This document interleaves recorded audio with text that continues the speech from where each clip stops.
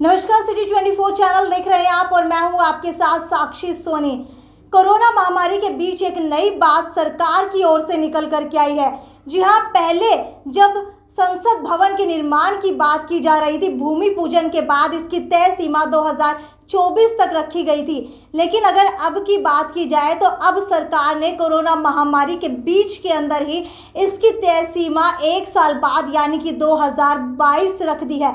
Central Vista project को सरकार की ओर से आवश्यक सेवा बताया जा रहा है, जिससे कि कोरोना वायरस के चलते लागू लॉकडाउन के दौरान भी इस प्रोजेक्ट का काम बंद ना हो। सरकार की ओर से हरी झंडी मिलने के बाद आगे इस प्रोजेक्ट की दिशा में काम किया जाएगा। सोशल मीडिया पर भी कई लोगों ने कोविड के चलते इसका विरोध किया था। हालांकि इसे इमरजेंसी के बीच खर्च को लेकर सवाल भी खड़े किए थे। जानकारी के अनुसार सरकार की ओर से इस खर्च की बात ऐसे वक्त में की जा रही है जब अस्पतालों में ऑक्सीजन, टीके, दवाइयां और बेड की महामारी चल रही है, यानी कि संसाधनों का संकट पैदा हो गया है।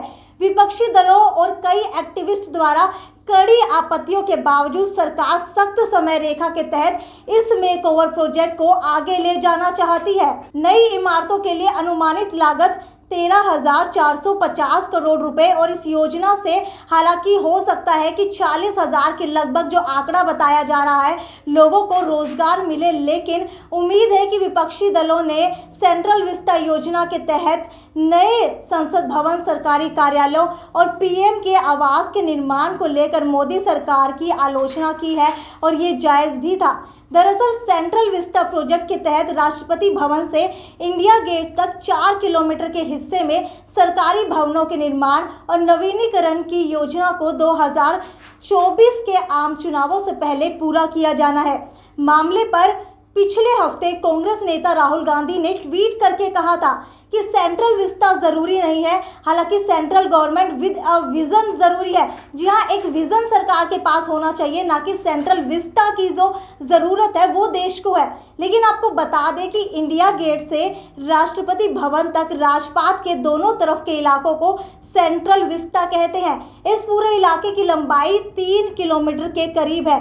हालांकि राष्ट्रपति भवन, नॉर्थ ब्लॉक और साउथ ब्लॉक, संसद भवन, रेल भवन, कृषि भवन, निर्माण भवन, रक्षा भवन के अलावा national museum, national icon, Indira Gandhi national centre for arts, ये सभी चीज़ें भी इसके अंदर बननी है। हालांकि उद्योग भवन, बीकानेर हाउस, हैदराबाद हाउस और जवाहर नगर सेंट्रल विस्टा का ही हिस्सा है। इनमें से ज़्यादातर इमारतें 1931 से पहले की बनी हुई हैं। हालांकि बता दें आपको कि अगले साल दिसंबर तक बनने वाली इमारतों में प्रधानमंत्री आवास, पीएम की सुरक्षा के लिए स्पेशल प्रोटेक्शन ग्रुप का मुख्यालय और नौकरशाहों के लिए एक कार्यालय एनक्लेव के बनाने की घोषणा की थी, जो इसके अंदर शामिल है। वर्तमान में पीएम का आधिकारिक आवास 7 लोक निर्माण मार्ग है। वहीं उपराष्ट्रपति का आवास अगले साल मई तक पूरा होने की उम्मीद है।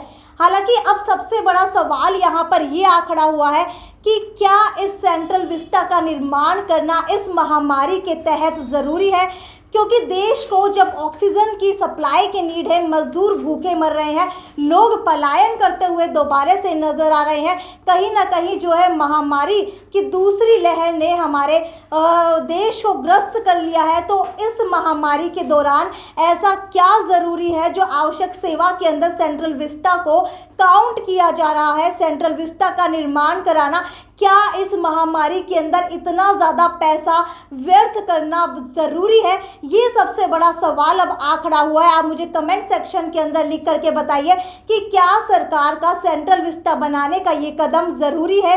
क्या सरकार का सेंट्रल विस्टा बनाने का ये कदम देश के लिए आगे जा कर के अच्छा साबित होगा? नमस्कार।